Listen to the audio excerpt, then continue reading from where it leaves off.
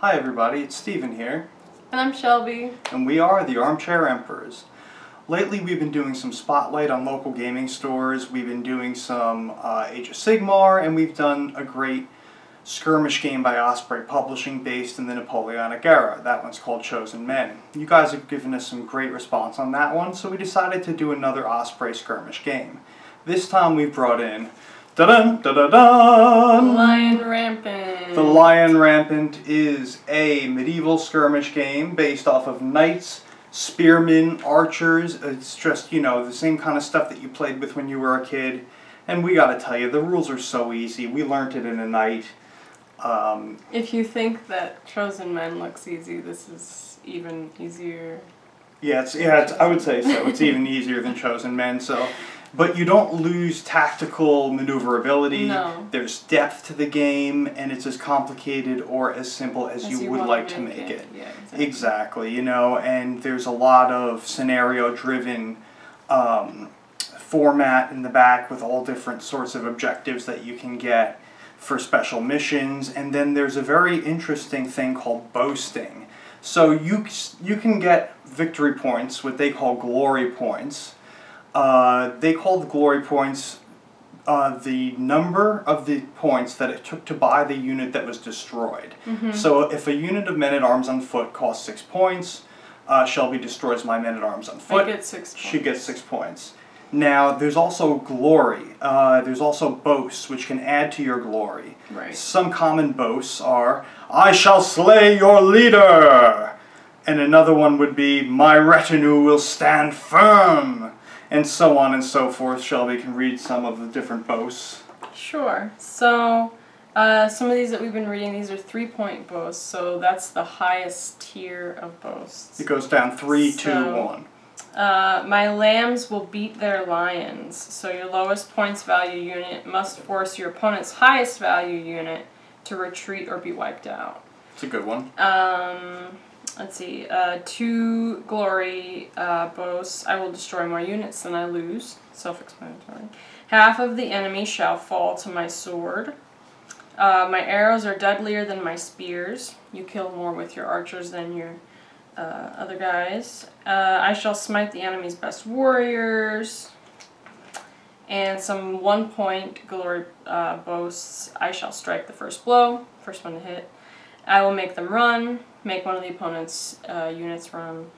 Got that one last night. Challenge their leader to a duel. You can each of us has 1 leader, and each leader can challenge the other leader to a duel once per game. Within 12 inches of the other leader. Yeah. So, yeah. That's pretty much it. So other than that, it's your standard skirmish size game. You pick a warband based on points. These are 24-point games.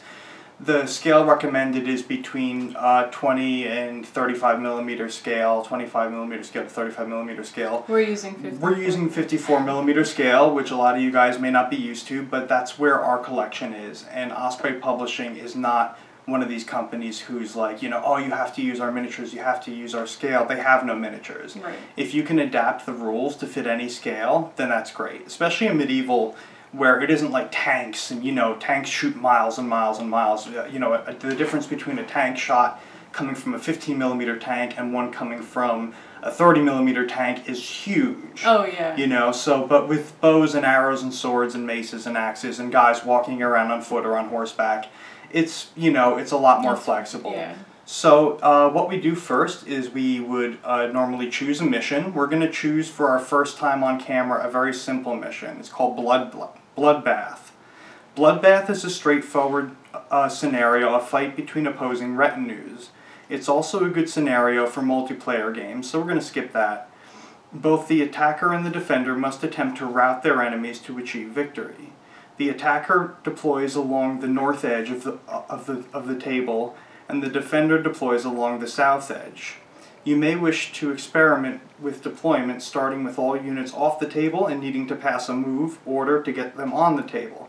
So there's rules for like reserves in here, just like we said, guys. Simple or complex. However you want to make it. Exactly. Ending the scenario. Keep playing until a turn begins with 5 or fewer units remaining in the game. Now we're playing with a toned down list, so we're going to keep playing until there are 2 or fewer units remaining in the game. When this happens, roll a die at the start of the turn. If the score is higher than the number of units left on the table, it is the final turn. And turns are really interesting in this game, so instead of all of your units getting to activate and do something and then you pass on to the next player's turn, every time you want to try to do something with one of your units, you have to roll and see if they can even do anything.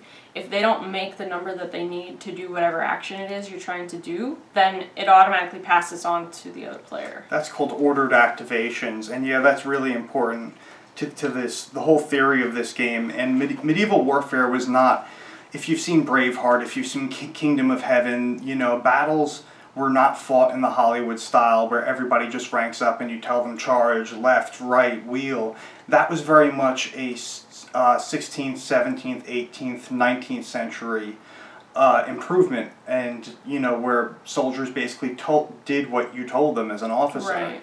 Now, in the Middle Ages, you had a noble with a retinue who maybe didn't want to give their lives for this man who they didn't particularly like, or maybe they had families back at home and, you know, crops that needed to be scythed or seeds that needed to be planted, things like that. So basically the turn sequence goes, start of your activation phase. Is the enemy leader within 12 inches of your leader? If yes, then you can issue a challenge, but you don't have to. If both accept, you fight a duel. If no, do you have any battered units, meaning units that are broken, that need to take a panic check? If yes, attempt to rally each battered units. And then you either rally them and they just turn around and they can activate next turn, or they retreat, moving half their movement towards the closest board edge. Do you have any units that need to test for wild charge? Some units have the wild charge special rule, which means that they have to charge within 10 inches. Well, it'll usually be cavalry, so yes, right. It'll usually be 10 inches. There may be infantry with wild right. charge, but I don't think so. I don't think there is. So, cavalry move 10 inches, infantry move 6, archers shoot 18 inches. It's all very simple. It's all very standardized across the board. So, a wild charge is where your knights or your mounted men-at-arms see an enemy unit within 10 inches, and you automatically have to test for an attack to see if they would attack that unit. Now, right. This is a little different. If you fail that activation, you don't have to just end your turn there. You can go and do another That's activation. the one exception to that. That's the one exception to that. But if you do get to go into combat, then even better. Right. So, you resolve combats right after the charge is made. That's interesting. So you don't move into combat and then move everybody else into combat and then go to the combat phase. Yeah, there is no combat phase. You resolve everything as it happens. Exactly. You resolve everything as it happens, when it happens, and then move on to the next unit that may possibly activate. Do you have any units that have not yet tried to activate? That's the catch-all. So move, shoot, charge, do whatever you need to do, then you need to do that. So how do you actually perform these actions? They're all based off of a 2d6 dice roll. So the unit that they give you as a profile is the foot sergeant. So if you want to attack with a unit of foot sergeants, you need to roll a 6+ on 2d6. If they roll a 6+, they can attack the nearest unit within 6 inches. And if they roll under a 6+ on 2d6, they just stand there and do nothing, and activation passes to the opposing player. And this will all become much more clear as we start to show you guys how the game's actually played. So in our particular mission, Shelby and I are both going to choose 3 boasts, and those boasts are going to add up to points at the end of the game, in addition to the units that we've slain. And another interesting thing with the boasts is, so you get to pick them, and you get to pick 3, but if at the end of the game you don't make one of your boasts, it actually subtracts 1 from your total. Yeah, it'll never be more than 1 subtracted, even if you fail to make a 3. Yeah. Even if you fail to make a 3 boast, it's still only -1 from your glory points at the end of the game. So terrain is very easy in this game. When you move through area terrain, what they call rough terrain, it cuts your movement in half. There are some instances where you just can't go, let's say, a sheer cliff face or a castle wall. We are going to be playing with a castle in this game, but the castle is ruined. We've done a little bit of history, and Henry V has landed in France, and he's blown up invaded and laid siege to his first castle, Harfleur, and the French show up coming up across the ridge, and he has to fight a skirmish with them so that he can get his supplies into the city, repair the gates, shut the gates, and keep the French out. So there's going to be a very small skirmish in and around the outlying fields and suburbs of the city of Harfleur, which is what we're really fighting for. The castle isn't really an objective.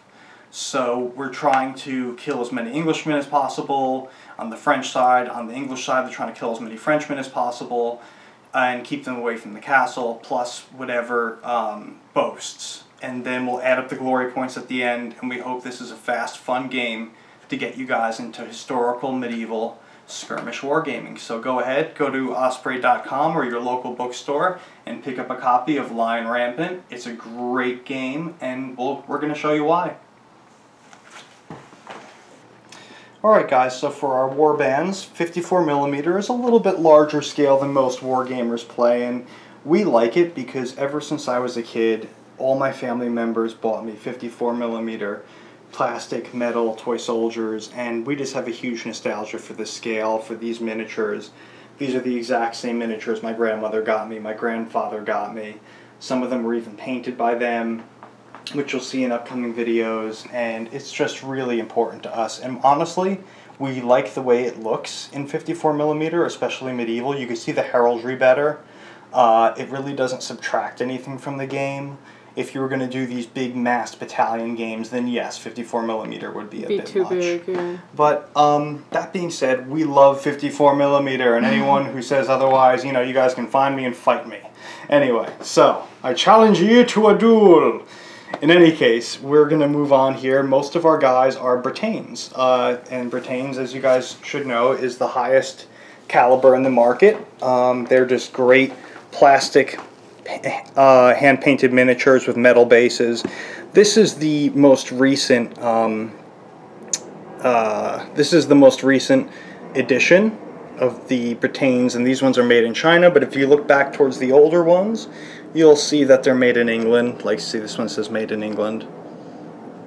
And there's another company out there called Unimax, and they make really great hand-painted plastics. These guys are plastics. They actually come off of the base, which is kind of cool.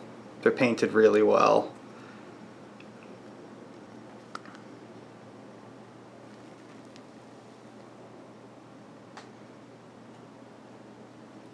So yeah, so each faction is going to have 2 units of men-at-arms on horse, which is what in the movies they would have called knights. Now, a knight could be a man-at-arms. A knight was a noble title. Men-at-arms were exactly what it sounds like. Men who had weapons, horses, training, some horse armor. These are big, bad dudes on big, bad horses, and their job was, if you could just imagine, a ton of horse and man flesh, metal, wood and iron, steel coming crashing into the enemy. They were the tanks of the Middle Ages. Here we have the men-at-arms on foot in state-of-the-art Italian, usually Milanese armor, and they were just ready to fight. They used a variety of weapons from pole arms to swords, maces, axes. These miniatures here, I believe, are coming from a company called Papo, but I'm not sure. And we haven't really painted them, they just came like this. But if you guys like this video, we'll paint the insides of the shields brown and give them a nice ink wash. We'll do the same here with the ink washes and the dry brushing, and of course we'll base them. So other than that, there's only a couple like that on the whole board. Everything else looks pretty great. So the British, over here on the left, there's 2 units of mounted men-at-arms. King Henry V himself. We have 5 more dismounted men-at-arms. We have 6 longbowmen. They've been upgraded to be experts, meaning that they hit on 4s. And normally there would need to be 12, but we're going to say that the full effective strength for a unit of archers for our needs is going to be 6, and half effective strength is going to be 3 for number of shots. So, going on to the French lines, we have 6 mounted men-at-arms and 6 mounted men-at-arms with the leader, the French Marshal. And here we have 6 men-at-arms on foot. some of the heraldry actually does represent the heraldry of some of the combatants who fought in the Battle of Agincourt. The French Marshal, for instance, I think his name was Jean Lemaigre Boucicault, and I'm sure I butchered that. Anyone who speaks French out there could probably look it up and tell you much better than I can. But there's another unit of French men-at-arms on foot, and a unit of French archers upgraded to be expert, meaning they hit on 4s. Again, even though they're down below half strength, we're going to be doing 12 and 6 dice. Which we'll explain in a minute. In a minute.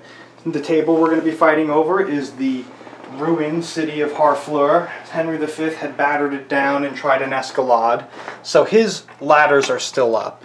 The gates are still blown open. There's no cannons or catapults. They've all been burned and dismantled. So this is just a piece of scenery. Now, we're going to count it as superb cover, meaning it gives +2 to the cover of the unit inside. So let's say Shelby is the English and she wants to set up her archers on the inside. They'll get a really good armor value for being in there, but bows are only 18-inch range. That gives her only the range to shoot about there, or there, or there, or there. Which I learned the hard way in our practice game. But it's still useful if the other army plans on being very aggressive. We only did one practice game. So we have a nice river. We have a graveyard along with some, some sarcophagi over there. And on this side we have a farmer's crops and the well from the Napoleonic games you guys will recognize. And the tower, the paper tower from the GW Lizardmen vs. Bretonians box set, and the paper shed from the same box set. These stakes came with these archers, the Unimax set, and all the bits came from here or there. If you have any questions as to where certain bits came from, comment down below, and I'll find out where those bits came from. So we're going to go ahead and deploy, and you guys can come see us after deployment and just start wailing away. Alright, so I'm going to go ahead and show you guys my deployment. I'm going to be defending this game. Steven rolled higher than I did, so he's attacking. Alright, what do we have here? I have men-at-arms on foot. Very good. I have archers. Men-at-arms mounted. And your king's in there, my correct? My king is in there. He's the green guy with the yellow. Excellent. And, we've decided that the fortress is heavy cover, but you can move in and out of it with impunity. The scaling ladders are still up. Henry's breaching batteries have knocked down the gate. It provides great cover, but it's not a fortress in and of itself. So here we have a river that sort of quarters the battlefield. And I have my other unit of mounted men-at-arms. Some great Pertains knights back there, all different editions. Some of the older editions had foil shields, some of the newer ones haven't painted on. And then I have my last unit of men-at-arms on foot. And here we have a mix of old Bretains, Papo, new Bretains, and some more Papo. Some great sculpts, very medieval. And when you take a look back at the wider battle, doesn't that just say, when you were a kid and you were playing knights and castles? It's just awesome. So coming around to my army, I decided to go for a little counter deployment. I decided to deploy some men-at-arms on foot in and around this tower. We have a small wood here, and at the other side of the small wood we have my archers. All 6 of them ready to do some business. Luckily for this farmer, his crops are on the other side of the battlefield. Hopefully we don't run. And those guys are trying to get a nice clear target downrange at some of those horsemen. You can see those are who we're trying to get right there. And we are all the way back here. Next we have some more men-at-arms on foot. These are just a strategic reserve, smack dab in the middle of the battlefield. Can't decide whether she wants to go this way or that way, not sure yet, so we have some response units here. I have my Marshal, Jean Lemaigre Boucicault, and he's in the center there with his little retinue of fully clad and state-of-the-art armor mounted men-at-arms, and one last unit of 6 mounted men-at-arms holding down my left flank, Shelby's extreme right. So, this is what the state of the table looks like. right before turn 1. Attacker goes first, and I test to activate for units, and that's the different thing about this game, guys. Sometimes you don't get to do anything, so if you fail an activation, and it's your first activation, that's it. It passes over to the enemy, and that seems like, wow, why would I ever play a game like that? Well, I'll tell you, it goes back and forth so fast. You'll end up throwing more dice in this game and having more fun than you would in any of those games where you have to do, 18 calculus homework papers before you have to even learn how to set up a table. So this is the way more wargaming is meant to be. It's meant to be fun. We're playing with toy soldiers here, guys. Don't take it too seriously. Have some fun. Alright, so we have the French on one side attacking the English invaders who have already took Harfleur on the other side, and we will be right back to you with turn 1. Alright, so I'm going to go ahead and tell you guys what I rolled for my leader and my boasts.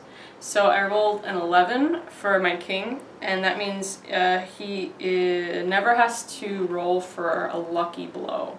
So anytime your unit with your leader is attacked, you have to roll and see if that blow could have gone through to your leader, and then he could be dead. So I don't ever have to roll for that. And my boasts are that I will slay Stephen's leader. Arr! My retinue will stand firm, meaning I won't run or anything off the board. And I will challenge your leader to a duel. Very good. Alright, and do you want to go ahead and read mine there, honey? Sure. So you have Braveheart. Stephen of the North, what does he say?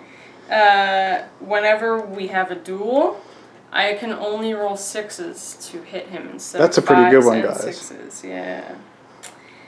He's also going to try to slay my leader. He's going to strike a mighty blue. Which is to destroy 2 units in 1 turn, I believe. And he's also going to challenge me to a duel. Correct.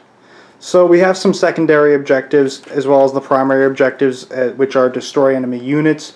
And the units that you destroy, it's their points value, not how many models you've slain. Right. So, alright, without any further ado, we're going to get right into turn 1. Alright guys, so this game is a little bit different from other war games. It's meant to be played really, really quickly. It's a skirmish game. And one thing that they make really clear is that not everything is going to get a chance to do something every turn. So this little chart that they put in here is super helpful. So it says, start of your activation phase. Is the enemy leader within 12 inches of your leader? So I'm going to do a quick check. But no, he's not. So, alright, if no, do you have any battered units? No, we haven't been fighting long enough for any of my units to be battered. If no, do you have any units that need to test for wild charges? Well, I do. My men-at-arms on horses do something called wild charge, which is where any enemy units within 10 inches, they have to perform an automatic attack. But no one's within 10 inches, so that doesn't go off. Finally, on the chart, here it says, do you have any units that have not yet tried to activate? Yes I do. So I'm going to try for my first activations. So those are all your compulsories, and each compulsory is completely done before you move on to the next stage of your turn. So if there was a challenge, we would ride out, fight the challenge, and then move back and continue on with movement and shooting and other things like that. So whereas in other games you would wait to do combat until everybody does combat, in this game it goes unit by unit, and that's how it works. So for the first few activations of the game, they're usually going to be movements. So dismounted men-at-arms, I want to move them. Normally in a war game, I could just put my measuring stick here, they move 6 inches, and I can move them 6 inches forward. Not in this game. Because we're in the Middle Ages and people don't do what you want them to do, you have to test. So these guys need to get a 5 or better on 2d6 in order to do it. And they do, they got a 6. So they're going to go ahead and activate and move 6 inches forward. They're going to move into, they're going to try and outflank these guys over here. Because I'm assuming there's going to be some cavalry coming my way. Alright. Next, I want to test for my mounted men-at-arms to move up with my commander. Now this is an interesting miniature. He's Pertains, but he's not the same line as you can see. These guys are Pertains Plastics, the most recent line with the metal base. He's Pertains Battle of Agincourt line, or Heroes of Agincourt, I forget which, but his heraldry is actually based off of the real French Marshal who was there. His name was Jean Lemaigre Boucicault, as I said earlier, and I may be butchering that. I'm sure there's French speakers out there to say it better than I. Anyway, mounted men-at-arms move on a 7 or better on 2d6. I don't make it. So now what happens is, believe it or not, my turn immediately ends, and it moves on to Shelby. And you may be saying, wow, you know, that's crazy. How can you not move all your guys? That's really nuts. Well, the idea is that it's passed back and forth super quickly, and you have to choose which units you want to move, shoot, and fight with. It's a really difficult thing to wrap your head around at first, but once you do, it becomes ever so easy. So I'm going to pass activation back to Shelby. So here we have the city of Harfleur, recently taken by Henry V and his retinue. And they're going to attempt to see if they're within range for a challenge or a wild charge. Challenge is 12, wild charge is 10. I don't believe you're in range for either. No, I just wanted to see how far 10 inches would put me if I could move. Gotcha. And here on your other flank, you've got some mounted men-at-arms. I'm going to try to move these guys first. The mounted men-at-arms? Right here. 7+? Nope. Nope. Alright, moves back to me. Alright, I'm again going to try and move my mounted men-at-arms here with the Marshal. I need a 7+. And I'm not going to get it. Back to you. I'm going to try to move them now. Alright, 7+, 2d6. There we go. You get it. Alright. They get a full move of 10 inches. So that's what happens sometimes, guys. So now Shelby's trying to keep herself out of charge arc while still moving forward, which is difficult to do. But remember, I still have to roll for my my charges. I don't get them automatically in this game. Good. In our practice game, I had a boon which let me do them automatically, but I do need to roll a 7+ for them. Alright, move on down the line. Who's activating next? Okay. Next I'm going to move my archers up a little bit. Alright, archers move on a 5+. Good. And they got it. And they move 6 inches? They move 6 inches. Like all infantrymen. And movement affects everything in this... terrain affects everything in this game. Regular movement, charging, fleeing. It's very realistic in that sense. Alright, who's next? Mounted men-at-arms. On the other side behind the river here? No, over here. These are men-at-arms on foot? On foot. Nope. Nope, that's where it ends. Alright, so, moving on to my turn here, I get to check to see whether or not I'm within range for a challenge or a wild charge. So 10 inches for a wild charge, and I am just out where my fingers are and the measuring stick is 10. But I am within range for a challenge. Okay. So, I'm going to issue a challenge. Do you accept? Yes. Do you accept? Alright, so, Henry, so for a challenge, we move to a point halfway between both of our units. So there are our leaders. The units hang back, as the Code of Chivalry suggests. This is a single combat. They will not be supported by their units. Challenges are very simple. We have 3 dice apiece, and that represents the 3 passes that knights would make on the jousting field past each other. Now, I'm a little bit beefed for this challenge. My Warlord trait is that you only hit me on 6s in a challenge, whereas I hit on 5s. So we're going to roll off simultaneously, but we'll roll one at a time to make it easier for the camera. So this is for me. I've got 2 hits, a 6 and a 5. Alright, and here comes Shelby with the return. And you've got nothing. So that automatically slays Shelby's Warlord. So that's what goes on, guys. It's not a pretty sort of tactically, you know, finessed game. It's just dirty. But I mean, hey, it's the High Middle Ages. That's the way it would have been. So once your leader is taken down, everybody in your retinue needs to take a courage check. So I'm going to give you the book to check your courages. Okay, I'm going to start with my Dismounted. Yep. All right. I have a 3+. All right, so 2d6, 3+ is pretty easy to make. Yep. You got it. All right, for the archers. My archers, which is a 4+. Okay. Nope. So they are broken. Okay, so my archers have become battered, and that means since they haven't taken any casualties yet, which would normally be a modifier to that, I just move back 3 inches. Yeah, you can just round it about there. So they're basically back to where they started. And you can get them unbattered next turn. Yeah, I can roll for their courage again. All right, mounted men-at-arms are at a 3+. And they're fine. Another unit of mounted men-at-arms. They're fine. Good. And then the last unit of dismounted men-at-arms on a 3. 4. On a 4. I think it's still a 3, even for dismounted.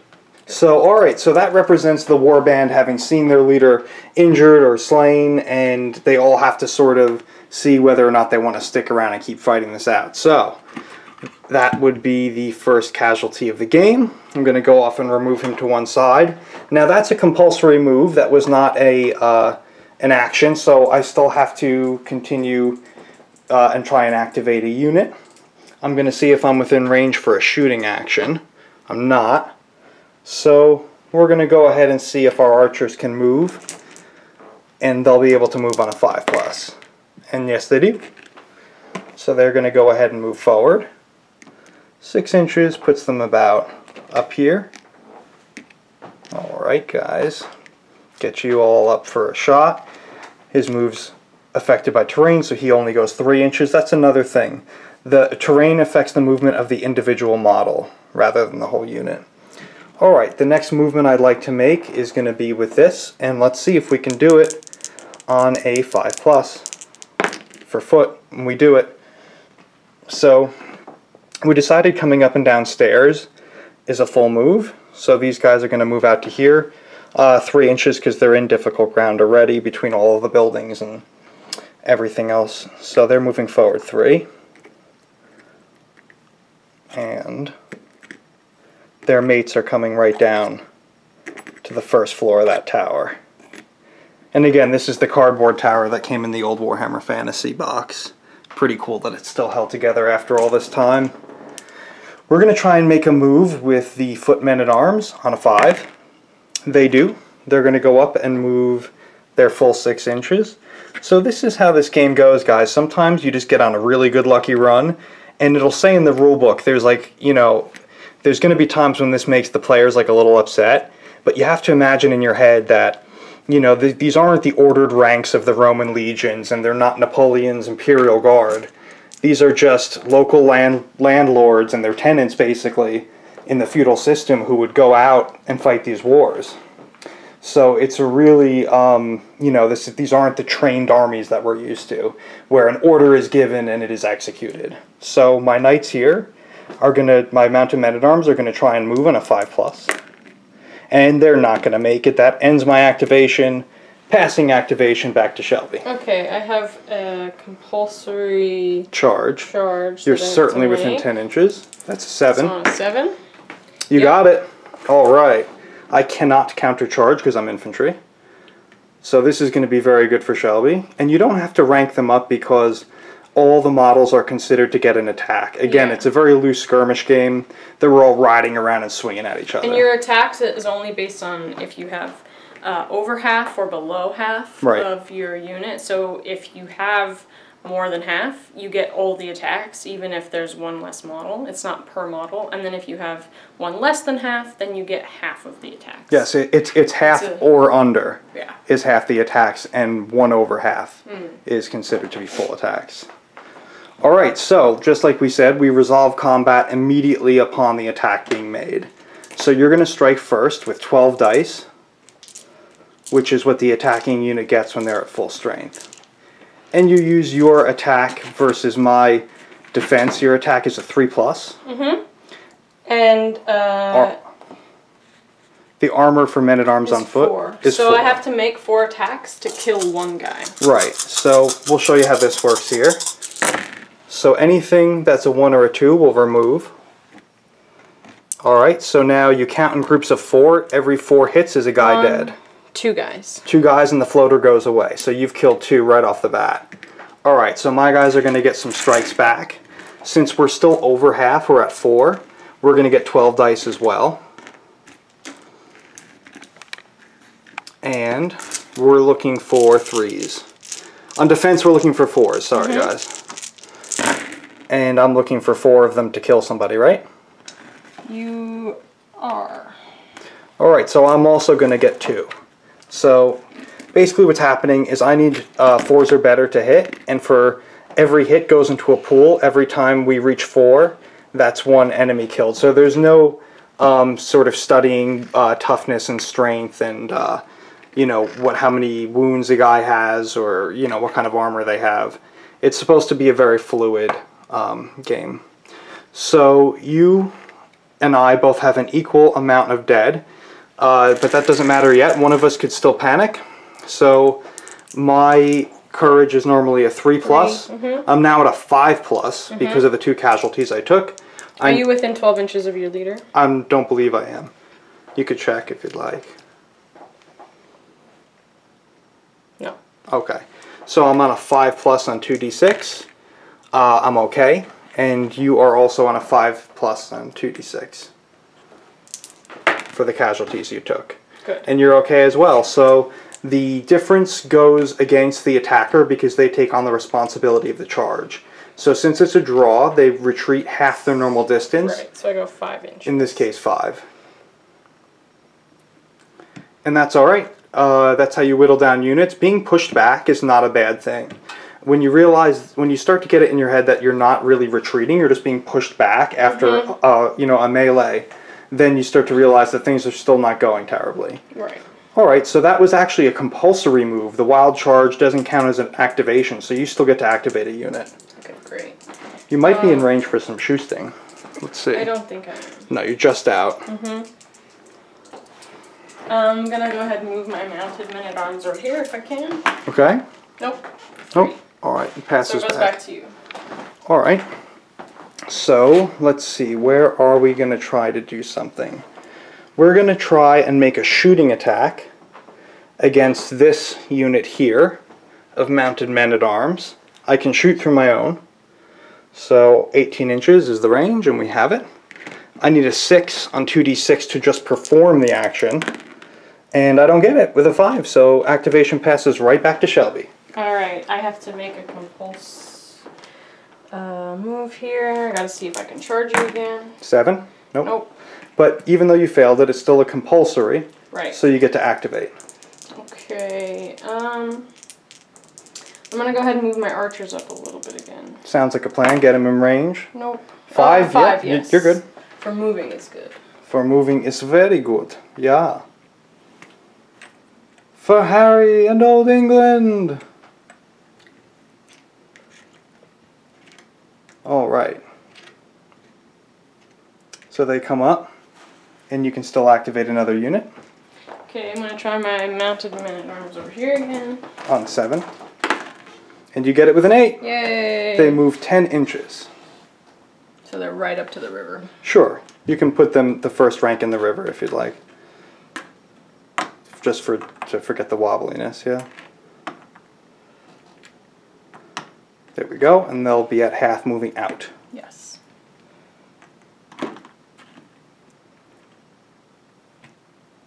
Okay. I'm gonna try to move my Foot? dismounted, yeah. They're on a 5. Cocked. Yep. You got it. 5 and a 1 is a 6. So they're gonna be going at half. Or they can go around it. It's probably the easier way. Get your blue guy around and then have everyone follow him conga line style.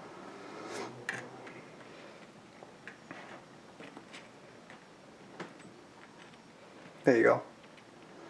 Alright, and you still have something you can activate, I think. Yeah, my other footmen. Yep, your footmen up here on the hill. Into the fight on a 5. Yes, you get it. Alright. They get a 5-inch move. They're not in rough terrain? They normally get a 6-inch move right there in rough terrain, so 3.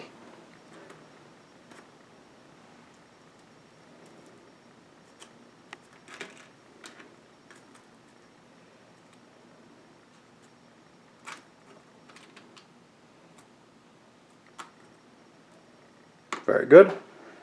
Anybody else left to activate? I don't think so. Nope, so that's rare, but you ran through the full turn. So state of the table is, these are casualties, guys. Let's get rid of those for you. So the state of the table is Shelby's line is advancing slowly to try and wreak bloody havoc upon the French who so callously struck down their leader. Speaking of which, you do need to roll a check to see if they would have come back into combat. They do, but they would have stayed put. Okay. But that would have been their own. We'll give it to them like right here. We'll say that they sort of dirtled up a little bit as they rallied. So we'll leave them right there. Alright, so God for Harry, England, and St. George! And forward the line surges. Alright, back to the French line. Let's see if we can do what we need to do. Alright, so compulsories. Am I within compulsory charge range of 10 inches? It does not look like I am. Foot Knights don't have to compulsory, so they can just kind of hang there and keep taking charges from these guys while I try and flank them.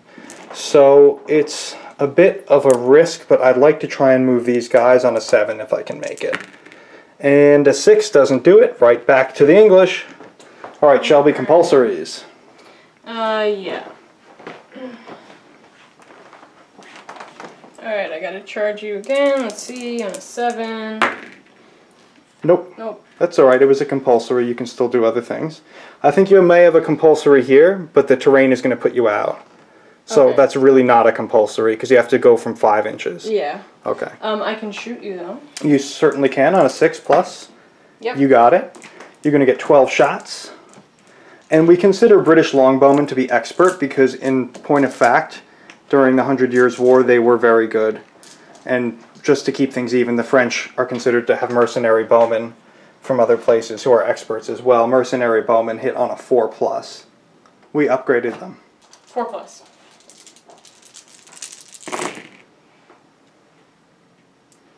Alright. You need batches of 4 to kill. Do you have 8? I have 8, so I killed 2. Alright, who is your target unit? Here. Alright, I'm going to have to take what's called a lucky shot test or a lucky blow test. For each model that was slain, I roll 2 dice.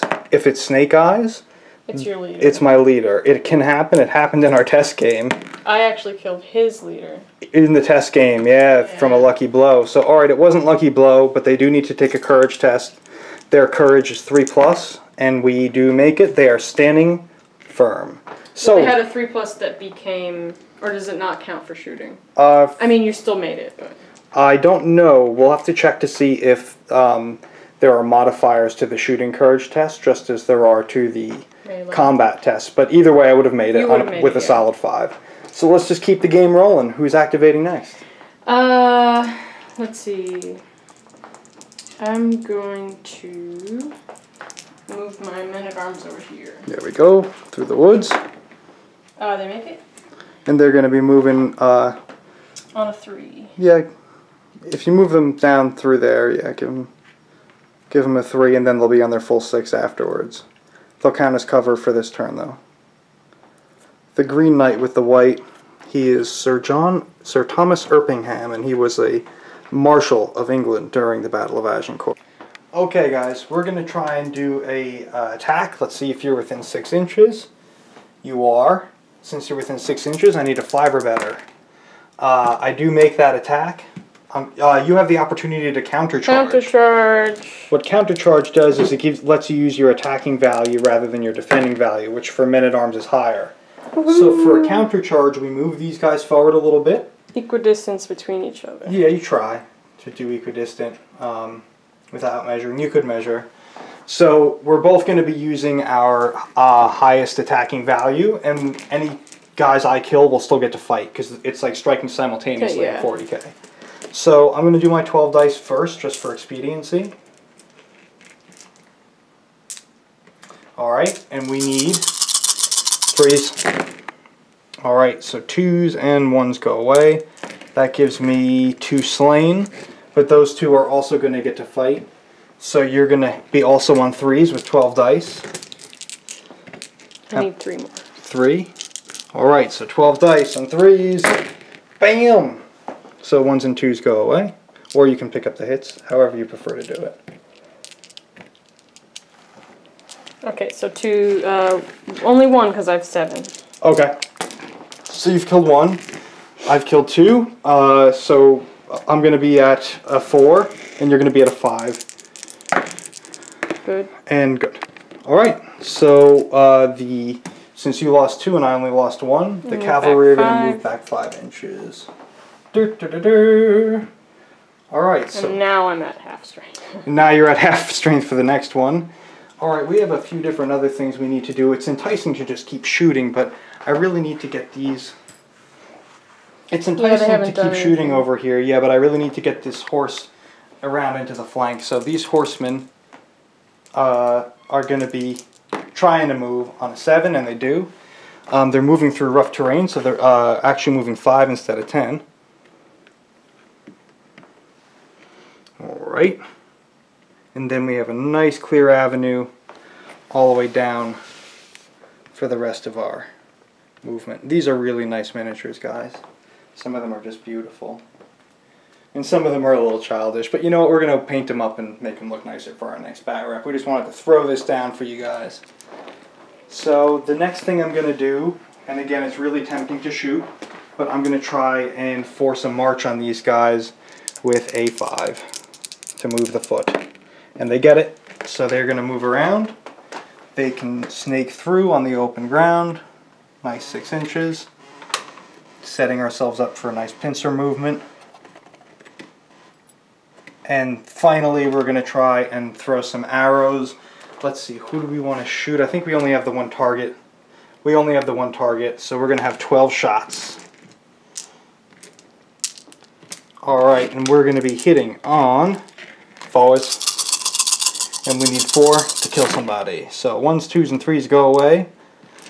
Just enough for 1. So that's going to be 1 guy down. And you're going to take a test at 4. And you're good. Alright, so that was everybody that could activate from my side. And it's on to Shelby's activation. Okay. Do you have any broken units? No, but I think I have to do an auto charge. Wild charge. Do you want to wild charge the infantry or the cavalry? I guess I have a better chance against the infantry. You probably do, yeah. Alright. No. Because they're below half strength, yeah. Alright, okay, now I'm going to shoot? I think you have a wild charge going with your cavalry there, too. Because they're within, yeah. Exactly. Yeah. They make it. Alright. They're going to ride down some footmen.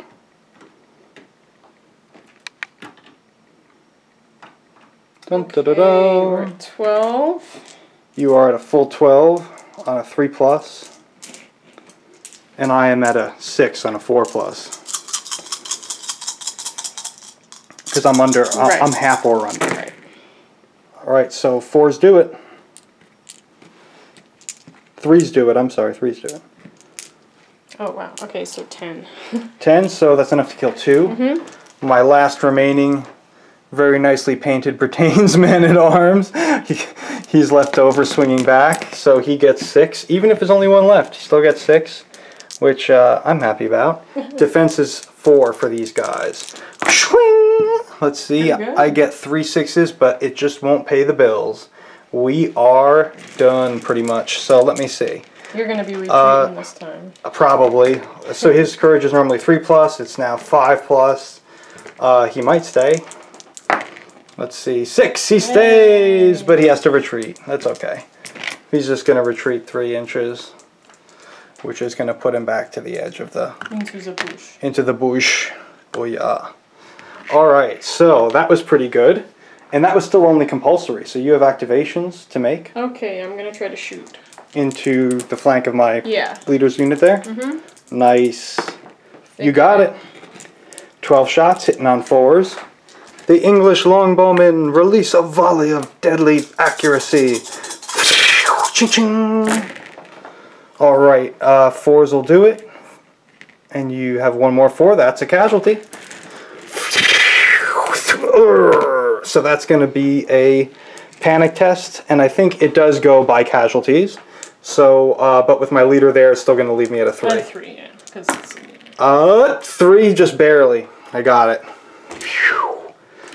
Alright, so we are standing and we are staying. So you have other units you may activate. Men at arms over, or yeah, men on foot over here. Yeah, they have a long way to walk. 5, that'll do it. Alright. They've got a real long way to walk there, honey. What are they doing? Well. Did they stop for ye old cheeseburgers? No, they don't like ye old cheeseburgers. What'd they get? They're vegan nights. Vegan nights? What hath thou said, woman? They get tofu sausage with mustard. Tofu sausages? This is a travesty. This is why we must go to war. Yes. We will not allow this in France, tofu sausages. We will throw you back into the English Channel. Alright guys, we just like to have fun here. I just want to state that the Armchair Emperor is not racist or prejudiced against any French, English, sausages, or tofu. Alright, so moving on. We have one more unit over here.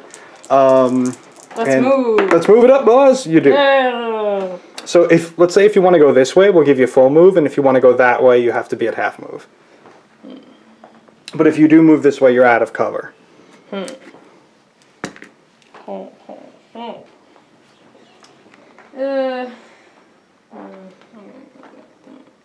Alright. Yeah, get him out in the open. That's a good idea. Come into my plan. Come here. Come hither. Face me. Fight me like a man. Woman. Knight. Lady. With the great stick of measuring. Oh, I have been slain. Alright, so onwards and upwards. Is that your entire force? Because they failed their charge. I think it's 2. Alright, I must by needs make a wild charge. Yes. I would prefer to wild charge your horsemen. Awesome. And they are within range, so 7. Ooh. Let's do it. No. Do it up, do it up. That's how we ball low. Counter charge, right? 7. You got it. Yeah. Charge them back.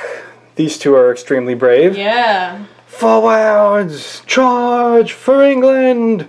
St. George! St. Denis!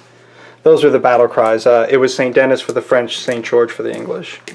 Alright, let's resolve that right away. So yes. We're both striking simultaneously. But I only get 6. You're only going to get 6. I'm going to get 12.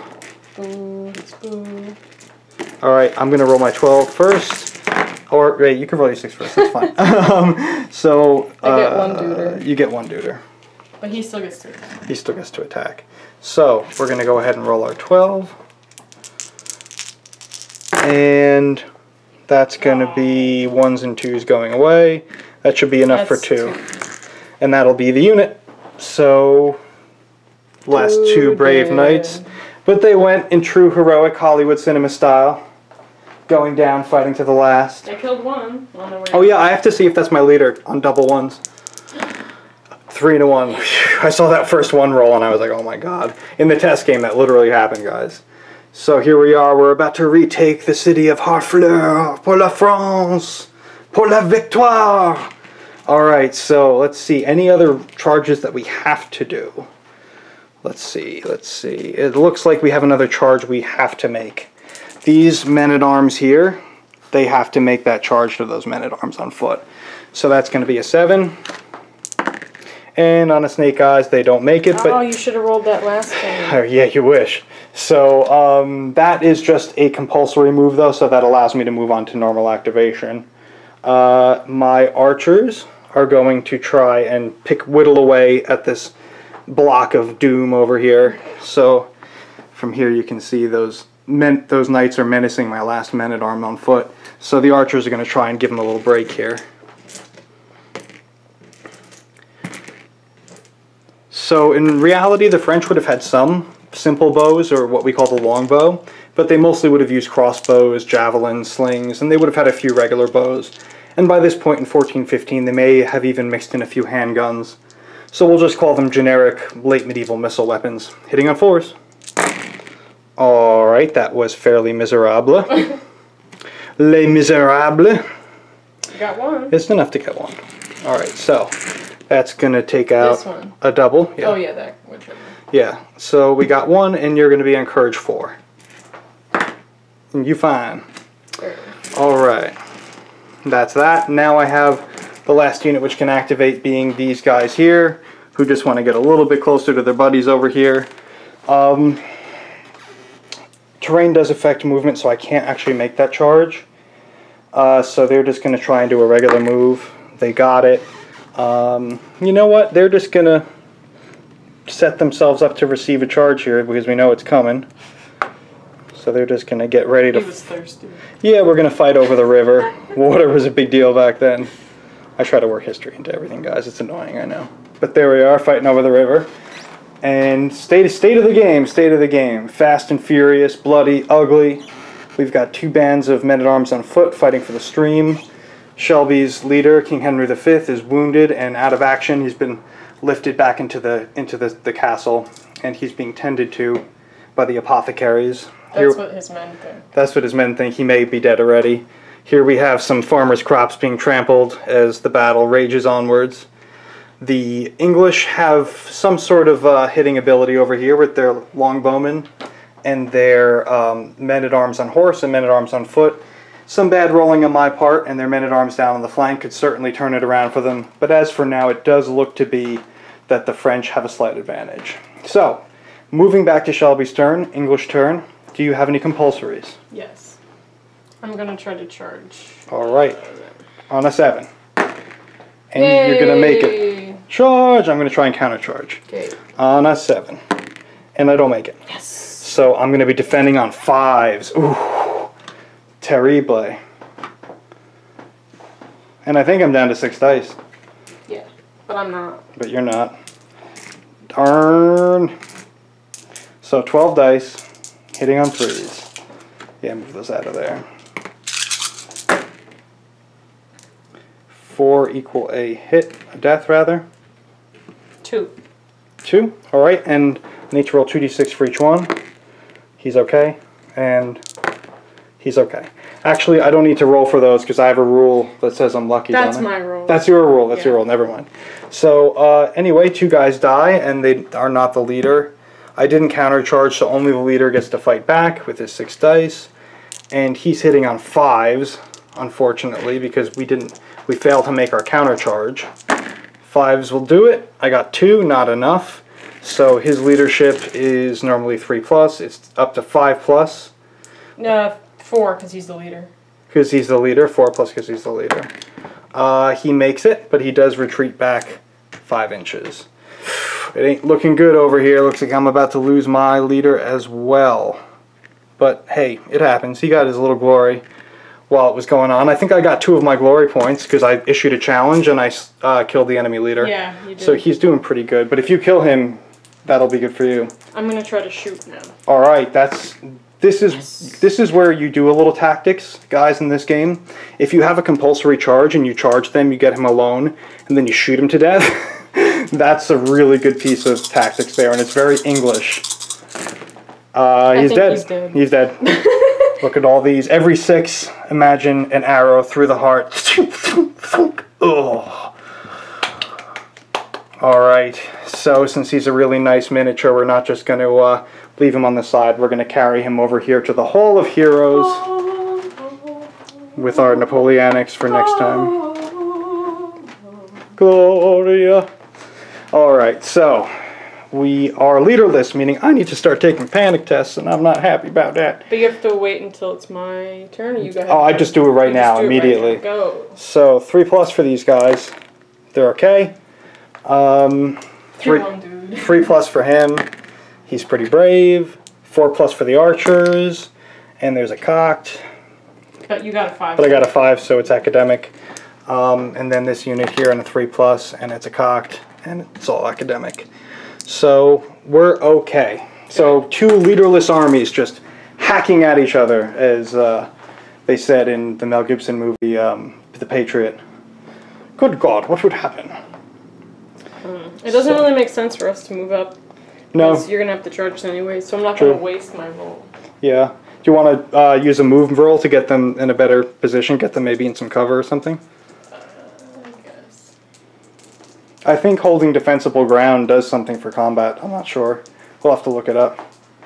Because I have something in my foot men-at-arms that says they ignore defensible ground.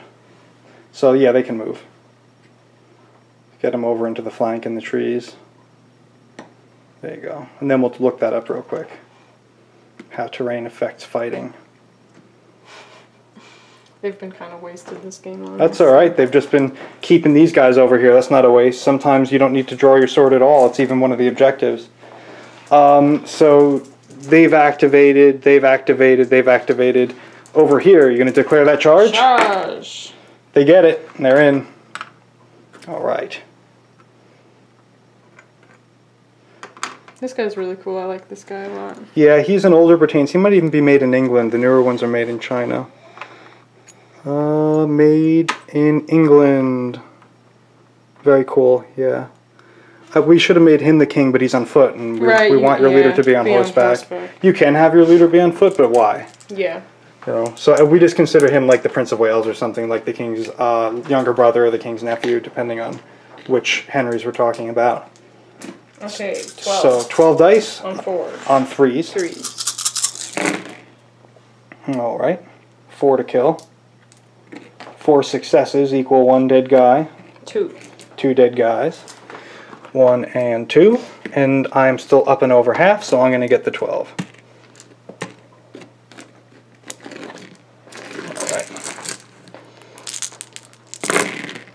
And we both ignore fighting in terrain because we're both men-at-arms on foot with the ferocious special rule. Yeah. So let's get rid of 3s, 2s, and 1s. And we also kill 2. Dang. So we'll get rid of this guy because he's hard to stand up, and him because you have a double. So we're each at -2. So normally 3. We're each at a 5. I'm 5. 6. I'm okay. You're not. So you're going to... we have to look up what happens now, guys. Alright guys, so the way it looks in the rulebook here is that Shelby failed a courage test. Now what that does is she retreats half of her normal movement, so that'll be 3.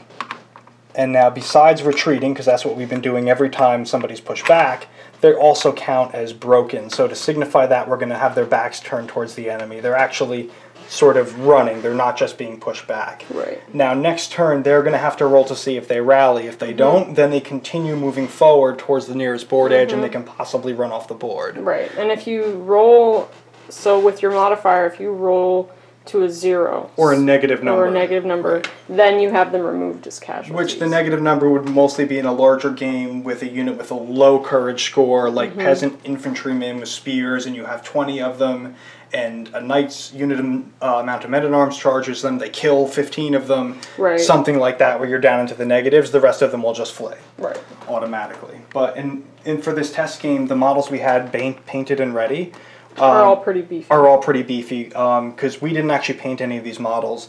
These all came from the companies like this, and they just did a wonderful job, and it's a great way to show off these wonderful Pertains. And this new game. And this new game, yeah. So we were able to throw a game on the board just for the cost of the book, and we brought it to you guys, and we hope you guys like it. I do have unpainted miniatures for this game to bring into it to make it a little more tactically, you know, to have a little more finesse, a little diversity.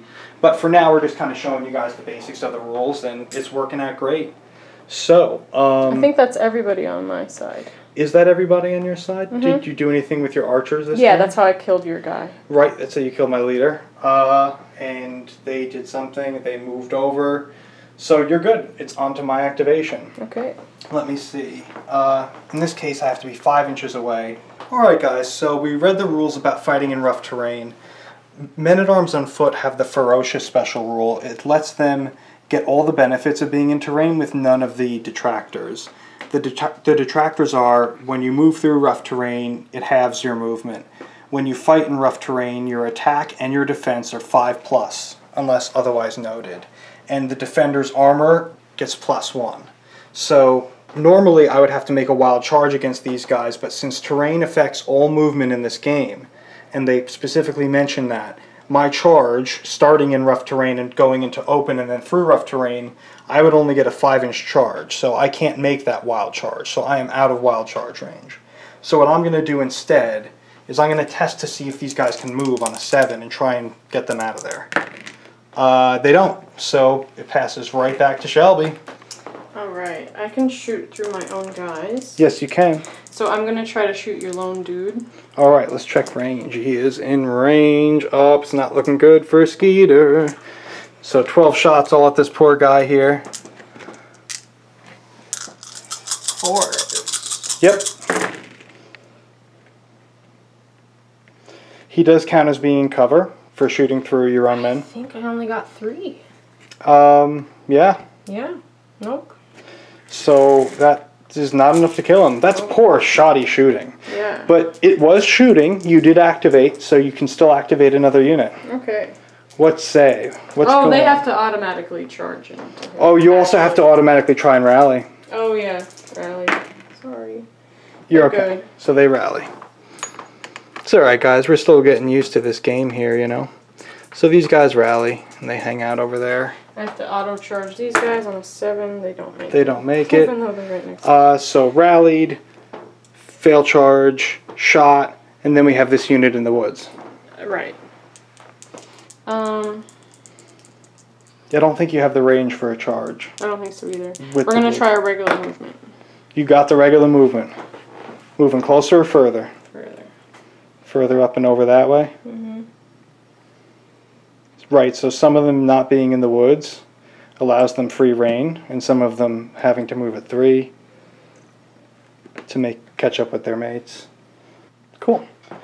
Alright, so down here we've got the men-at-arms deciding they don't want nothing to do with this cavalry and kind of moving over to support their archers. These guys failed their charge because they don't know who they were supposed to charge. He's kind of like sidling over here behind them, and they're like, charge? Who? Where? I don't see any enemies. And these guys are like, you don't look so scared of me, and they turned around. Yeah, basically. So that is everybody. So it's back onto my activation, and You have to do auto-charge. I have to do auto-charge. Do I? These guys? No, they don't have that. Oh, right. No, but they can try and do a charge. On 5? And yeah, but let's see if we have the range. We're about a ½ inch off, so I'll call it. We'll say it's all right. What do you think? On a 4+, they can charge. On a 4+, they can charge. Nope. So we're not even going to roll for the charge. In the situation where something's like a little dicey, sometimes you roll a d6 and let the dice decide rather than us talk about it for an hour to make things faster. My turn. Your turn. Okay, we're going to try to shoot. Oh, we have to do Compulsory charge. No. Nope, not on a 6. Okay, we're going to try to shoot you. Yes. You got that. Who are you shooting? The single guy. The single guy, alright, 12 shots. You're going to need 5s because of the cover.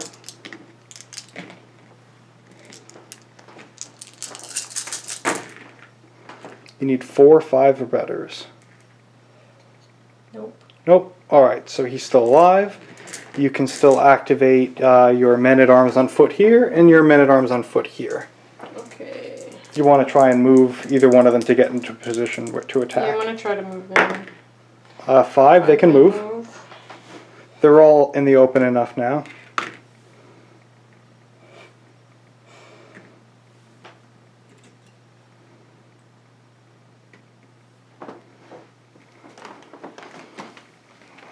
Let's see what's going on here.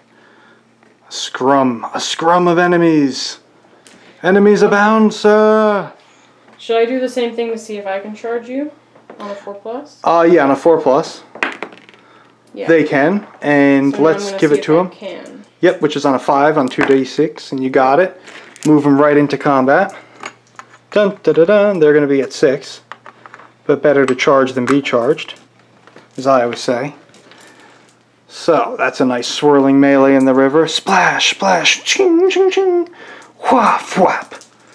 All right, 6 dice Forward. on forwards. 3. You need 4, No. so not quite. I'm going to swing back with 12. I need 6 more dice. Alright, and I'm going to need 3s. No, 4s for defending. I'm sorry, you were hitting on 3s for charging. You would have killed 1. Oh, okay. Yeah, you would have killed 1. So that's what happens, guys. We just get a little confused. So you killed 1. I still get those attacks back because I'm still over half with the 4. So anyway, I'm not on 3s. You are. I'm on 4s. So those are all hits. Misses. Hits. No, but yeah, but now that count those. So there's 7 of them, so I kill only 1 guy. But that's okay. So, we're each going to do a morale check. For me, it's going to be, let's see, we're good too. And the attacker has less men. No, it's based on how many we killed. We each killed 1. Right, so the attacker retreats. Because they take the responsibility of the advance. We'll just leave them here so that we're both within charge range. Got it. Okay. So that was that. That was a charge move on your behalf. You can activate your next unit. I don't, so I'm going to attempt a movement action on them. I need a 7. Give me 7s! Ah, no. They've been stuck there the whole I game. know, they just saw the rest of the army get destroyed and they don't want to move. So, Okay, my turn. your turn. Alright, what's going on here, Shells? Okay, we're gonna try to finally charge the one dude. Alright, get him. No, still, it's ridiculous. I know, it's getting to be a little out of control over there. Alright. What else is going on? You're going to have to use some shooting and do some other movements. Yeah, we'll try shooting him again. This will be the 3rd time we've shot at him, and he won't. Let's see if he dies. I know, she's getting angry, folks. Let's see that face. Arrgh! See, that's her war face. I see that face at least twice a day. It's frightening. Alright, here we go. He's going to die for that. Yeah, looks like it. Yep. Even with the 5s. They Yep. did. Oh, and there he goes. Does it have his name on here? No, it doesn't. But anyway, I'll look it up. Okie dokie. You have How many points do I get for killing Dismounted? I don't know if it's in the back of the book. I think it's 6 points. Yes. 6 points. So you're getting up there in points, that's for sure. And you also still have some activations to make this unit. You also have your charge you could try and make over there. I will. What do you want to do first? We'll do the charge. Charge? Why not? No guts, no glory. Big 5. Big 5. Woohoo! You got it. So these guys here are going to move up. And they're going to be at 6 dice. Hitting on 3s. And that's enough to kill a guy. Yep. And I'm going to be at 6 dice. Hitting on 4s. And let's see what we can do here, boys. Get them, lads. Just 1, not enough. So we're at -1, so we need 4s to stay. We are going to stay, but we're going to retreat. And we're going to retreat sort of in this direction at our half movement of 3 and get pushed back. Alright, you have 1 more unit to activate. Yep. Sir Thomas Erpingham, or is it Sir John Erpingham? I'll look that up for you guys. Let's try to move these guys. Yeah. On a 5. They can move. Alright. They're going to come up the center here. There are some victory conditions like trying to get in the enemy's deployment zone, similar to Line Breaker from 40k. Maybe she's trying to go for something like that. I think you only get that if you take that. If you take that, right. That's true. As it goes. Alright, so it's moving on for me. I'm going to go ahead and try a shooting attack onto the men-at-arms. It's going to give me 12. You have to see if you shoot first. I have to see if I shoot first, which is going to be on a 6. Let's see. Give me that 6. Give me that 6. We got it. 12. Boxcars. Now we need foes. And lots of them. Let's see. So that's going to be 1 dead, 2 dead. So that's going to be a panic test at -2 for these fellows here. 5. So on 5s. And you make it. Good. They're hanging out. They like it. They love it. It's what they were made to do. Alright, my 3 guys here are going to attempt an attack, a regular attack on a 5. And they don't make it with a 4, so that's pretty disappointing. And that ends my activation, but hey, you know, it happens. Back over to the forces of Shelby. Okay, I'm going to try to make a regular move. Yep. These guys. 7. Got it. They get to move 10 inches, putting them right here. In which direction? In that direction, eh? Alright, what's next? We're going to Time move for a a little move. bit. We move. Alright, where and how far? 6 inches. This way? Mm-hmm. Very nice. And for these guys? They... Move? 5 plus. Yeah. We'll try. Moving on a 5 plus. Yep. Alright, go ahead. Where do they want to go? Yeah. Into the cover? Alright. Here we go, lads. And there you are, just in the cover. Good. Alright, and then you have one last unit over there to activate with. Charging? Charge. 5 plus. You got it. Dun da da da. For Prince Harry! And 6 dice, hitting 3s. 3s. That'll give you enough to kill one. Woohoo! And I'm at 6 dice hitting on 4s. Oops, sorry. Okay, here we are. Here's the combat. Get a nice little view here of the combat. Very cool Pertains models. Some fun toy soldiers that I grew up with. We really have a good time with these guys. Super colorful. Alright, so we're hitting on 4s. Big numbers, no whammy, and I get 4 hits. Nice. Enough to kill one. So we're going to take away everybody but him. We're both on a rally check, so 4s. I'm okay. I'm good. Alright, so the attacker gets bumped back 3 to there. Alright, is that the completion of your turn? I do think so. Alright, so let's see what I'm going to do here. First thing I need to do is to see if these archers can shoot those 2. They can shoot, so let's go with 12 dice. Alright, boys. Look how close they are. 2 knights on horseback would have been terrifying, even to 6 archers. Yeah. So let's see if we can shoot them out the saddle. 4s! Let's see, I've got 1 at least. And then I've got another. So that's going to be the unit. So that unit has been peppered with arrows. And they're gone. Good. Next, we are going to attempt a charge with my 2 remaining men-at-arms against Shelby's remaining man-at-arm on a 5. And we get it with a 6. So I'm attacking first. 6 attacks, hitting on 3s. And you're going to have 6 attacks back, hitting on 4s. I get enough to kill him. So he's done. Swing! Death in the river! Huzzah! Huzzah! Pour la France! Take back Harfleur! And as we can see, the city of Harfleur itself is abandoned, but the fields are in front are strewn with French and English dead, but the battle is not yet won. We are down to... 2 units. You have 3. I have 1, 2, 3 units left on the board. I have 2. You have 2, and didn't we say that when one side had 2 left? Both sides. When both sides had 2 left. Okay. Okay, I'm going to try to shoot. So I still have a chance to move those guys then. Oh, okay. Because I haven't failed at anything yet. Oh, okay. So those guys are going to try and fail probably again to move on a 7. Yay! Oh my goodness, I love moving.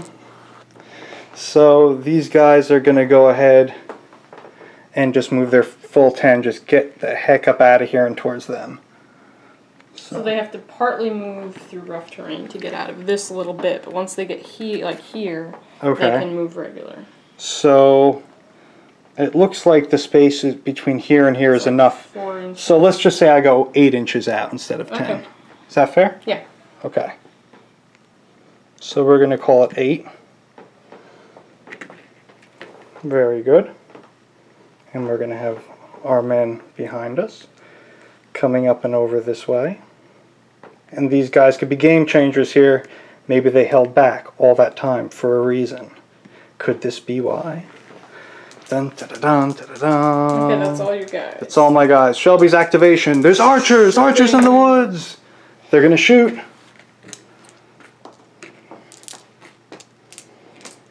Alright. So I'm going to count as armor 5 because of the woods between us. But I still hit on 4s. You still hit on 4s. And looks like you have enough. I do.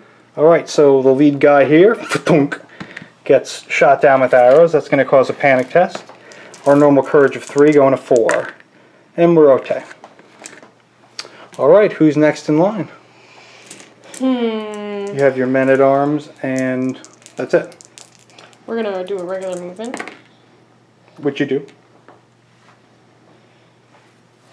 They're moving half, so they can move 3 inches. Moving up and out the other side. Next turn they will be out. You sure will.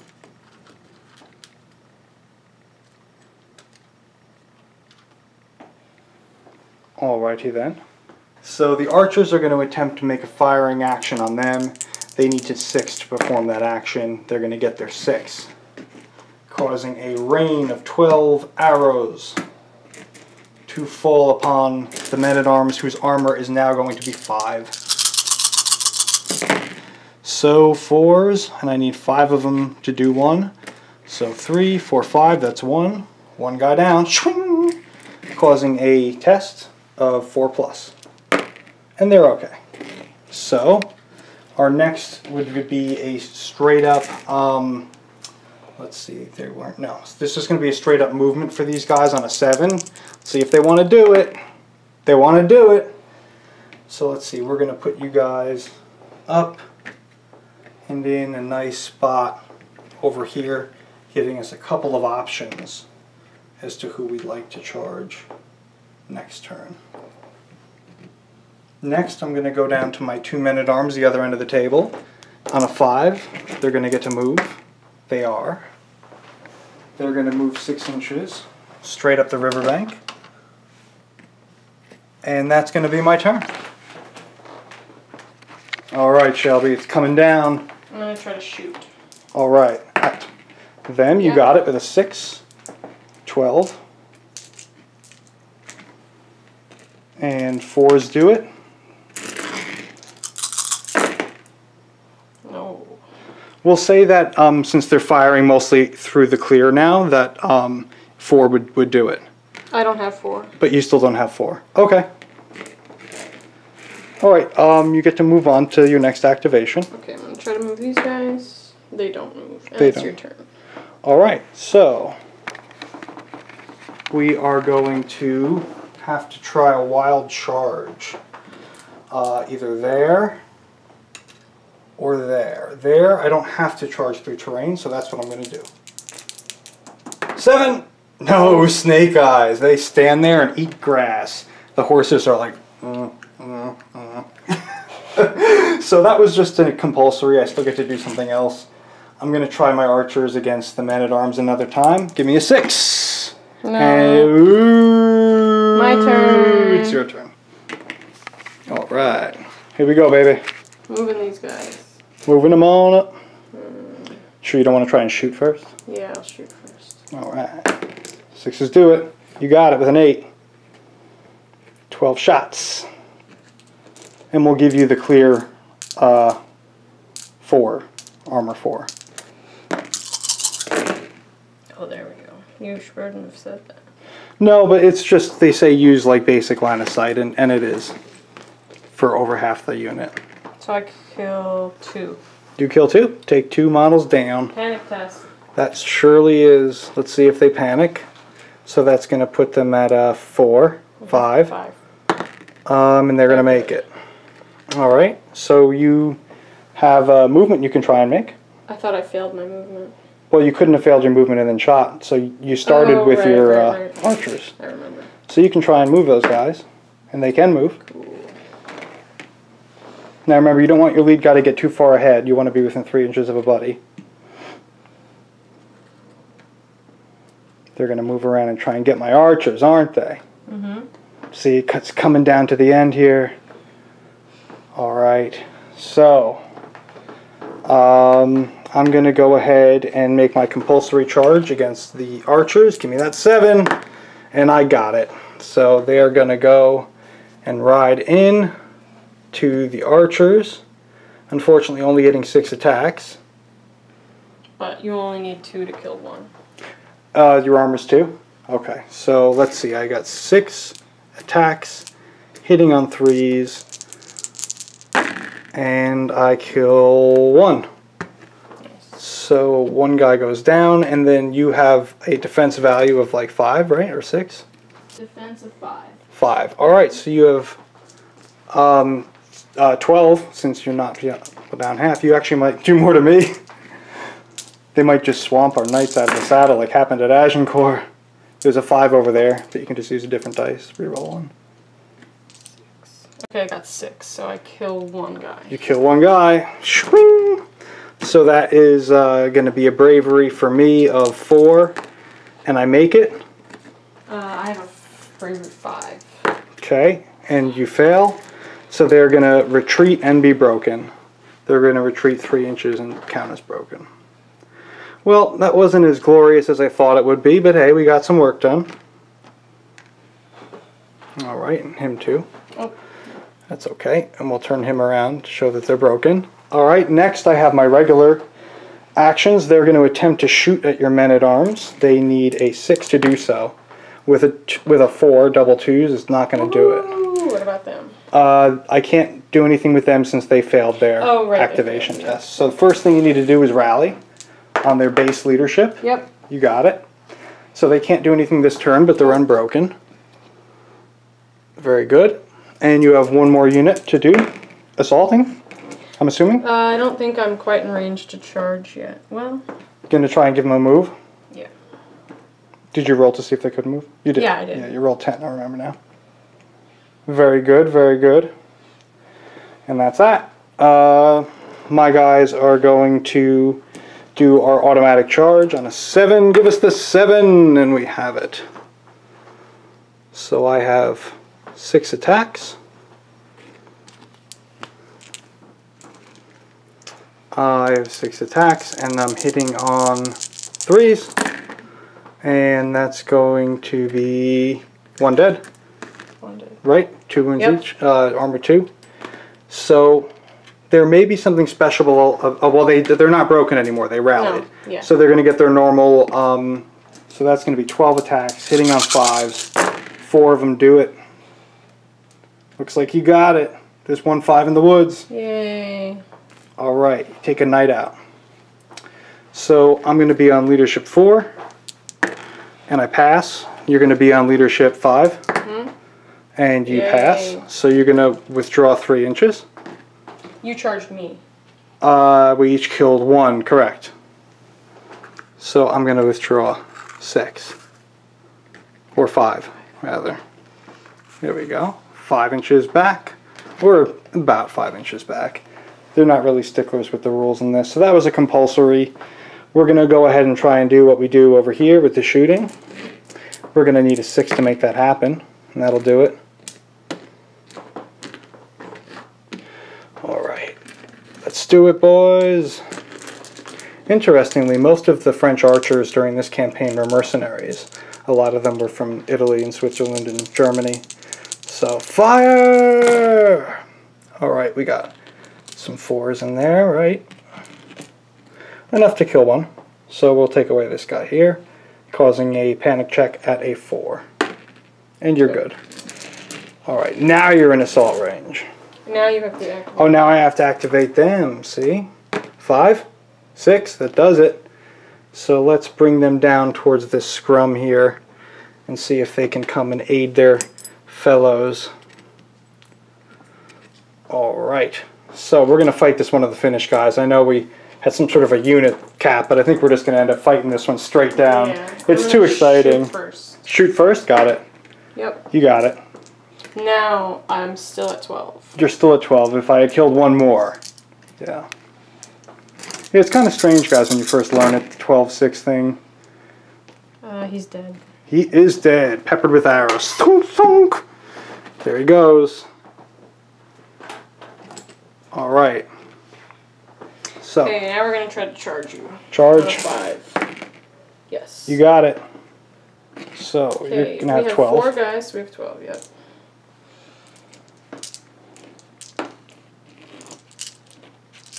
Hitting on 4s. Oops. You're hitting on 3s for attacking. 3s. Oh. Okay. 1, 2, 3 guys dead. 3 guys? 3 guys dead. Oof. Pretty good. Alright, so I'm at 6 attacks back on 5s. Not looking good. But let's see if we can do some sword and buckler work.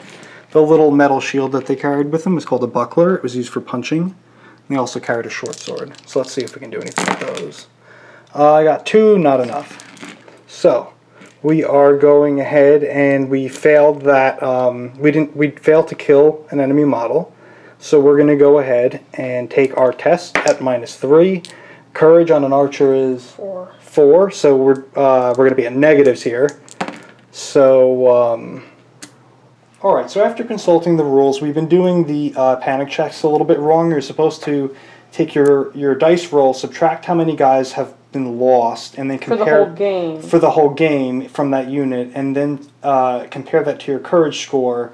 And if it's above 0, then they just retreat. If it's 0 or negative, then it starts to take away a guy for every point that you're over. So it doesn't matter so much for the knights and men-at-arms, but for the archers. But for the archers and the foot men-at-arms, maybe it would matter. Because their courage is more. a little less. Is a little less. So, you know, this game we got it a little bit wrong, but it actually really didn't affect the outcome of the game. No, not with the units we had. No, not with the units If we had, like, peasants and stuff, it would have, definitely. Exactly. So, we're going to go through, we would go through one more round, but we each have 2 units left. Yep. So, which is when we decided to stop, is when we each have 2 units left. And then we roll dice. Yep. And if it's higher than 2, then this will be the last turn. Okay. That we finish. Anything but a 1. 6. Okay, so this is the last turn. So that's pretty much it, guys. It seems confusing at first, but it's actually really fast and fun. I've had a blast playing this game. It's a little bit of a learning curve, but, you know, once you get into it, it's just really super easy. It's the quickest skirmish war game I've learned to play in a long time. So I hope you guys liked it. I hope you guys got a lot out of it. These books are great. The artwork in them is great. It's a great way to get these models, these toy soldiers, which you guys have in your collections, on the table and play something with it, you know? Don't let anybody out there tell you, oh, 54mm, that's too big. Whatever scale you have, Osprey has a game for you. These guys are really lenient. You know, they even say in the book you can use larger and smaller scales just to adjust the movements accordingly. And it was a great way to take some fond pieces of our past, of our heritage, these miniatures which my grandfather and grandmother had gotten for me over many years, and to put them on the table. And some of them from other countries. And some of them are from other countries. We picked some up when we were in London and Gibraltar and different toy soldier shows around the U.S. So, yeah, it was a great way to just sort of get these guys on the table. So, and we'll count up our glory points, and we'll be right back. We're going to count up our glory points, that's right. And just one quick last thing. These books, they retail for $18 US. So that's a really good buy-in, especially if you already have the miniatures. It's a great buy-in.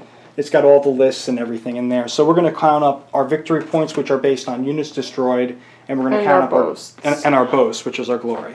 So we'll be right back.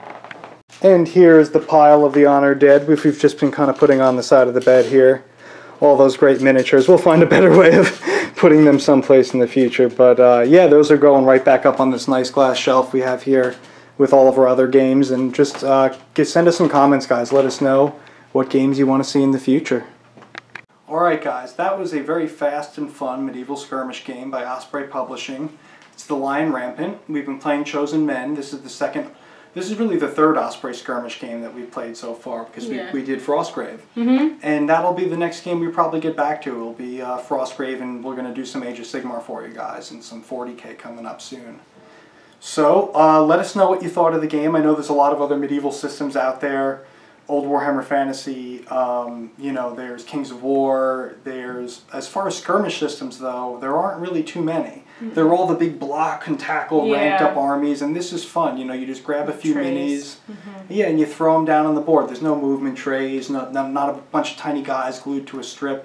And you know what? There's nothing wrong with that. I love the spectacle of massed battle. And I love that if you have an afternoon and someone who's of a like mind, that you can recreate these historical battles, like Agincourt or, you know, Cressy or Poitiers, and, you know, in the Middle Ages. But in the Middle Ages, historically, there was a lot of raiding. There was a tactic called the chevauchée. There were a lot more battles like this. Yes. Actually, there would have been battles just this size. Especially during the 100 Years. Definitely. War. Yeah. Definitely, especially during the 100 Years' War. Because there weren't these big countries like we think of now. Like, there were much smaller fiefdoms.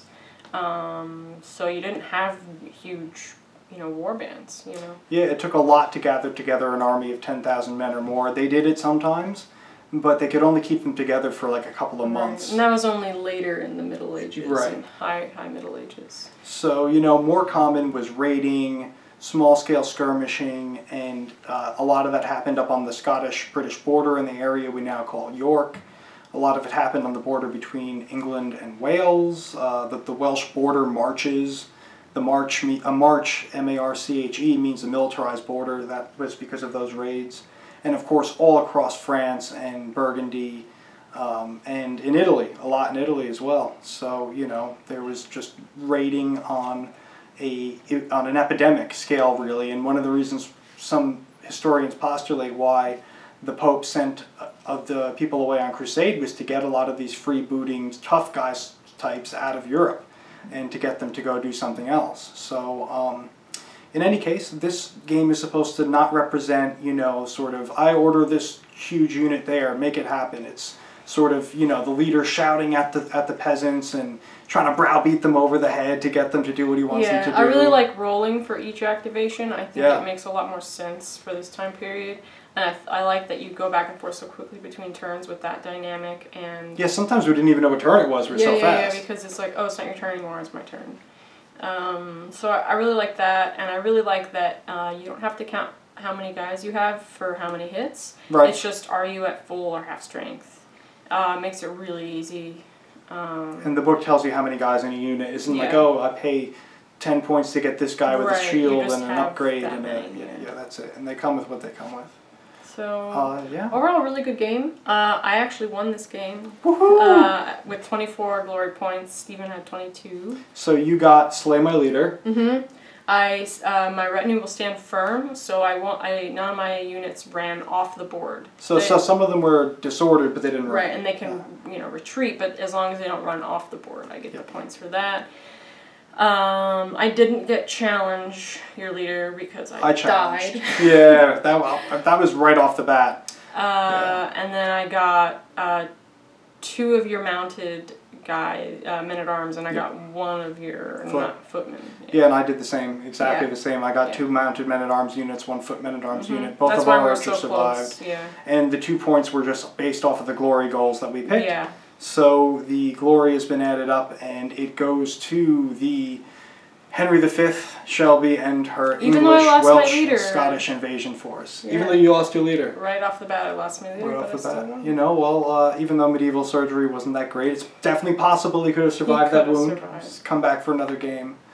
So we'll be back, and with different settings. I've got a heap of unpainted stuff too, which we can add in if you guys think the game lacks depth and we need some like spearmen and halberdiers, and we've got all of that. We've got more archers, and you know, there's no rules for any kind of artillery like scorpions, ballistas, catapults, or cannons or anything like that. That's later in the... Well, they would have had it, but they thought it would muddy up the rules. because they wanted it to be skirmish based. Yeah. So to haul a huge bombard or a trebuchet out there to try to like hit an archer would have been overkill. Yeah. You know, they took a long time to load and set up, so they're just not part of this style of fighting. Right. I'm sure there's other games out there which cover that. I remember there was something called Warhammer Siege, which was out for a while. I'm sure somebody on eBay is selling a copy for a ridiculous price somewhere. So let us know what you guys thought of this game and what you want to see next. Like we were just talking about, we wanted to play Frostgrave again. If you guys really like The Chosen Men, if you really like this video, you want to see Age of Sigmar, 40k, we were thinking about playing some Pokemon. We got all of the... There's a new release out, which is the Pokemon Legends, I think it's called.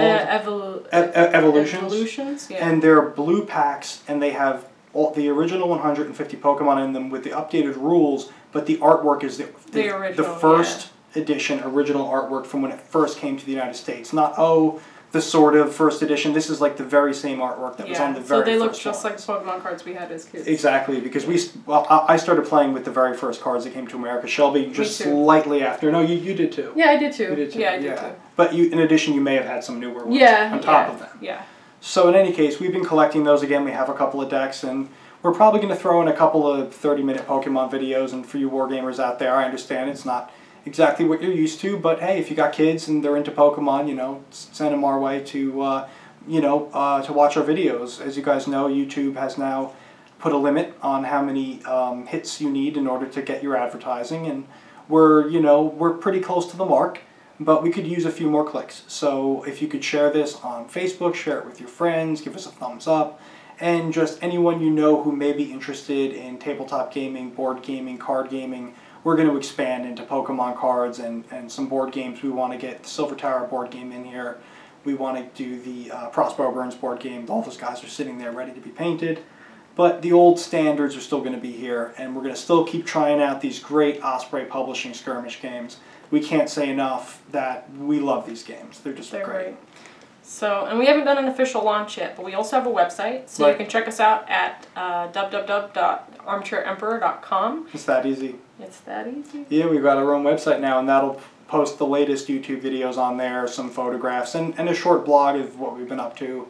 Instagram's the best way to look at really highly detailed pictures of all of our collection, and Facebook's the best way to get our prices for painting commissions and to see some very high resolution photographs. So they're all out there, and if you consider donating to us on Patreon, we don't have any Patreon exclusive content, but you're helping us generate capital to expand this, to get more out there to you guys. We're like an octopus. We have a tentacle in every pot right now, and we're really trying to get started as a young couple with a lot of expenses coming up and trying to do what we love and bring it to you guys. So right now it's all free, but any donations are great. Head on over to our Patreon. If not, just, keep on clicking on our videos, guys. It helps a lot. Give us a thumbs up if you like this video, and we'll see you next time. See you next time. This is the Armchair Emperor signing out.